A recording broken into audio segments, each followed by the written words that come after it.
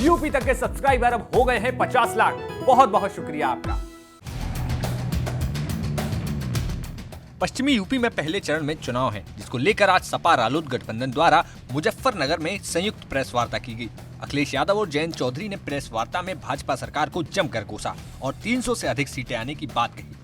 अपने प्रत्याशियों के प्रचार के लिए की गई इस प्रेस कॉन्फ्रेंस में अखिलेश यादव 3 घंटे देरी से पहुंचे। बताया जा रहा है कि दिल्ली हवाई अड्डे पर किसी कारण से उनके हेलीकॉप्टर को उड़ने की अनुमति नहीं दी गई थी।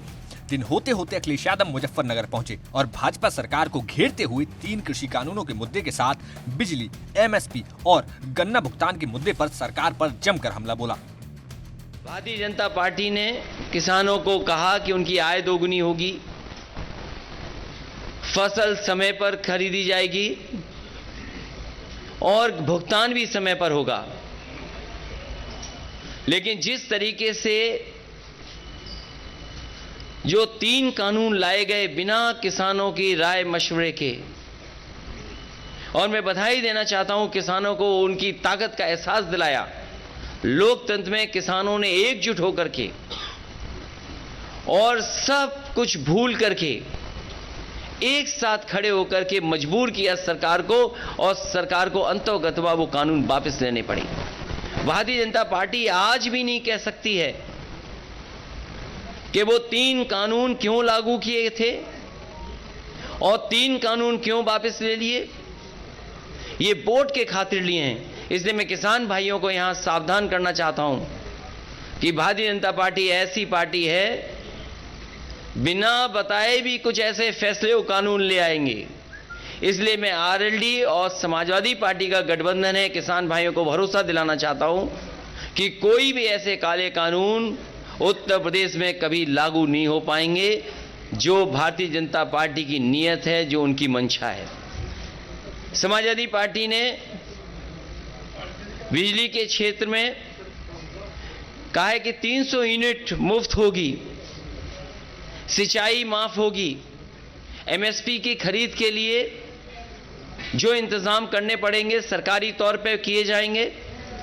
वहीं फार्मर्स के लिए कि उनके गन्ने के भुगतान के लिए उन्हें इंतजार न करना पड़े, 15 दिन इंतजार न करना पड़े। Farmers corpus fund, farmers revolving fund budget से देकर के किसानों का समय पर भुगतान करने का काम भी गठबंधन मिलकर के करेगा। इसी के साथ जब पत्रकारों ने अखिलेश से पूछा कि अखिलेश जयंत की जोड़ी का इस बार क्या नाम होगा, तो अखिलेश ने कहा कि हम दोनों किसान के बेटे हैं और किसानों के हक के लिए आखिरी दम तक लड़ेंगे। ये दोनों किसानों के बेटे हैं, किसानों के हक के लिए आखिरी वक्त तक लड़ेंगे। और इसीलिए मैं जेब में एक पोटली लेके चलता हूं, लाल टोपी और लाल पोटली। ये अन्नदाता के पक्ष में हराने के लिए, उन्हें भगाने के लिए अन्न संकल्प लेकर के चलता हूं। मैं तो कहूंगा पत्रकार साथियों, अगर आप में भी कोई लेना चाहे तो अन्न संकल्प ले सकता है। हम सब तो ले चुके हैं, ले लिया अन्न संकल्प ले लिया हमारे अध्यक्ष और सब लोगों ने। अखिलेश अपनी वार्ता में यहीं नहीं रुके। उन्होंने केंद्रीय गृह मंत्री अमित शाह पर तंज कसते हुए कहा कि भाजपा वाले पर्चे बांट कर कोरोना फैला रहे हैं। वे इस मामले की शिकायत चुनाव आयोग से करेंगे। भारतीय जनता पार्टी के लोग पर्चा भी बांट रहे हैं तो कोरोना फैलाने के लिए बांट रहे हैं ऐसे करके।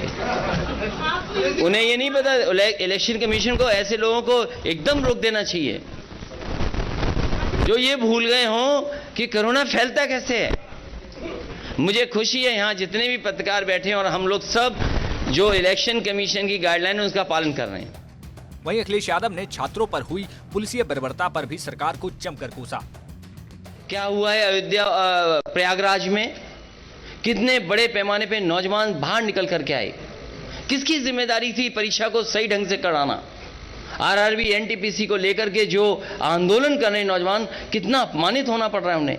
सवाल यह है कि नौजवानों को नौकरी रोजगार मिलेगा कि नहीं मिलेगा, लेकिन भारतीय जनता पार्टी उसे बात नहीं करना चाहती है।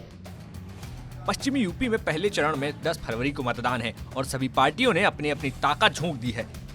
जहां कई नेता लगातार डोर टू डोर कैंपेन कर रहे हैं, तो वहीं कोरोना का उल्लंघन करने वाली पार्टियों पर चुनाव आयोग की भी तिरछी नजरें हैं। लेकिन चुनाव की तारीख करीब आते आते राजनीतिक तापमान भी बढ़ने लगा है। अब देखना होगा कि कौन इस सियासी रण को जीतता है। यूपी की तमाम सियासी खबरों के लिए देखते रहिए यूपी तक। साथ ही अब आपके यूपी तक के साथ जुड़ चुका है 50 लाख लोगों का परिवार। आप सभी का बहुत बहुत शुक्रिया।